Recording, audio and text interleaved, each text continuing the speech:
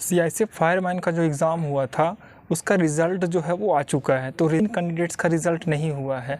तो आप लोगों ने देखा होगा कि रिज़ल्ट जो है सारे बच्चे जिन्होंने भी एग्ज़ाम दिया था वो सारे बच्चे इसमें क्वालिफ़ाई हो गए हैं। ऐसा क्यों हुआ? आखिर जो वैकेंसी थी, जितने गुना कैंडिडेट चाहिए थे, जिस हिसाब से जो नोटिफिकेशन में मेंशन था वो चीज़ ना होके सारे लड़कों को क्वालिफ़ाई कर दिया गया है। CBT 1 में जो एग्ज़ाम हुआ था, कंप्यूटर बेस्ड एग्ज़ामिनेशन ऑनलाइन जो हुआ था, तो ऐसा क्यों हुआ? तो ऐसा इसलिए किया गया है ताकि वो सारे जो बच्चे क्वालिफ़ाई किए गए हैं वो सभी का डॉक्यूमेंट वेरिफिकेशन के लिए ही क्वालिफ़ाई हुए हैं। वो मतलब अभी मेरिट लिस्ट नहीं लगी है।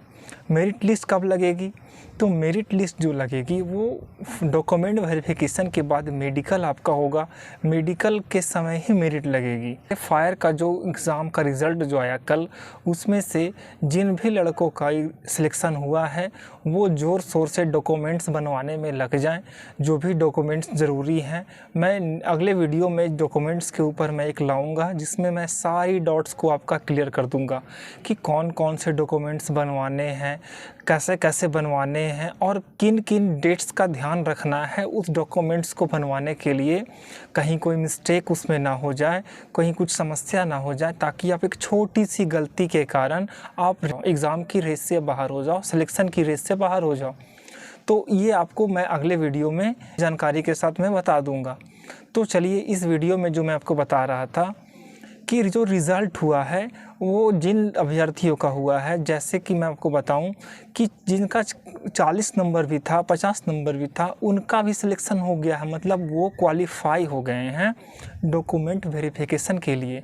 तो डॉक्यूमेंट वेरिफिकेशन जो होगा वो बहुत ही जल्द हो जाएगा, क्योंकि जो सीआईएसएफ फायर का जो कल नोटिस आया था रिज़ल्ट का, उसमें ये साफ साफ लिखा हुआ है कि जो क्वालिफ़ाई हुए हैं वो मिनिमम जो कट ऑफ रखा गया था, मिनिमम मार्क्स क्वालिफाइंग परसेंटेज, उसके हिसाब से वो लोग क्वालिफ़ाई हुए हैं।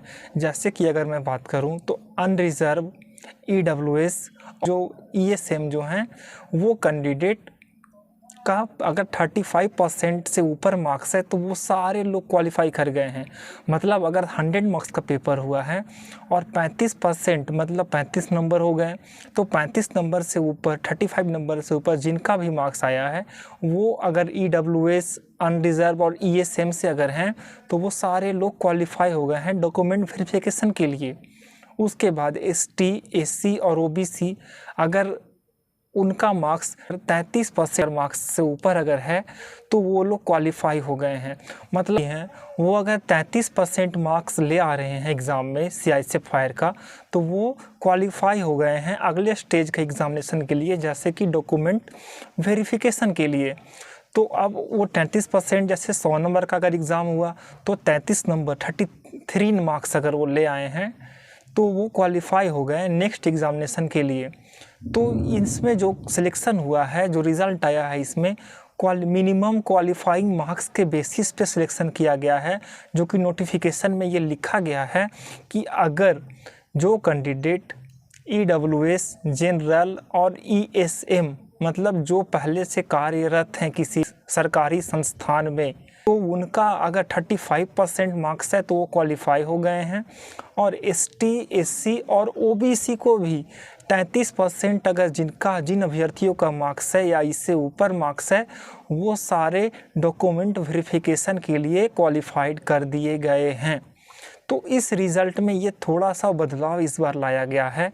ये बदलाव क्यों लाया गया है? तो इसके पीछे एक रीज़न है कि पहले क्या था कि जितना वैकेंसी होती थी उतने ही कैंडिडेट को क्वालिफ़ाई किया जाता था, लेकिन इस बार क्या किया गया, इस बार इस तरीके से लिया गया कि सबको, जिनका भी मिनिमम क्वालिफाइंग मार्क्स से ऊपर मार्क्स है, जिन्होंने स्कोर अच्छा करा है, वो सबको क्वालिफ़ाई कर लिया डॉक्यूमेंट वेरिफिकेशन के लिए। उसके बाद मेडिकल हो जाएगा।